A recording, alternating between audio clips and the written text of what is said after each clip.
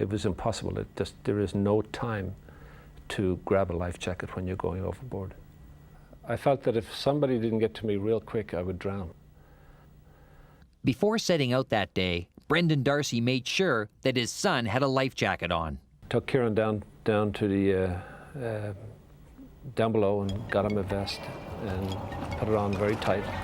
For some reason, it was particularly important for me that day to put it on tightly. For myself, I didn't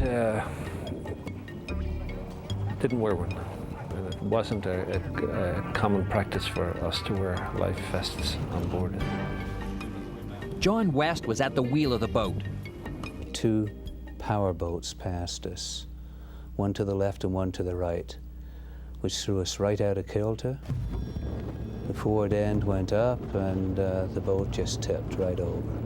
We ended up in the water in a blink of an eye. And next thing I knew, I came out of the water and I was like, I didn't know what happened, and I was screaming my head off in the water. And I hit the underside of the boat, and my instincts kind of shrieked at me, get away from the boat, get away from the engine. I bobbed up 20 yards from the boat, and fortunately right beside my son. I knew like I wasn't necessarily going to drown, but like I wouldn't let go of my dad, and he said, "Kieran, let go of me, otherwise I'm going to pull you down with me." My fear of staying with him was that if I should panic or if he should panic, we'd both go down before they could get to us. Not realizing that Brendan was not a good swimmer, it was a little difficult to comprehend right away.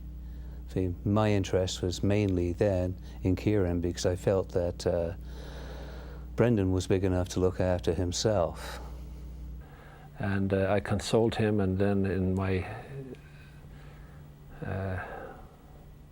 lack of wisdom, I decided I'd swim for our boat. I probably made about 10 feet. It's hard to gauge, but it seemed like I was swimming for a very short period of time, and I started sinking. Then I noticed Brendan's head disappear underwater, so I dove in.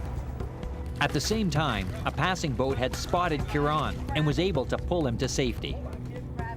They spotted his life vest before they spotted him. By now, Brendan was in serious trouble. At one point, I actually passed out, and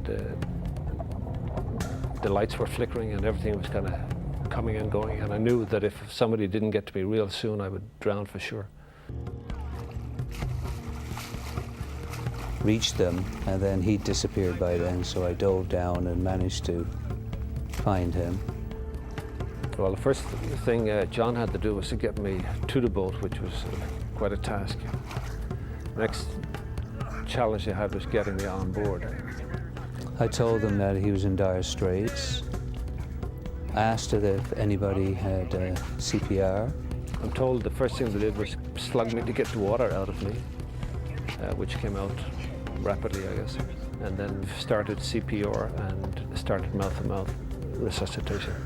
I thought he was gonna die, and then I was actually relieved because he was breathing again. And I stayed in the water right up until we had him breathing on his own.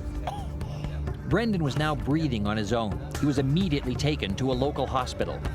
A shock set in that evening, and I became very, very emotional, given the fact that I just died and lived through it. First thing I do when I go out in the water is put my life jacket on, and it stays on until we land at the dock.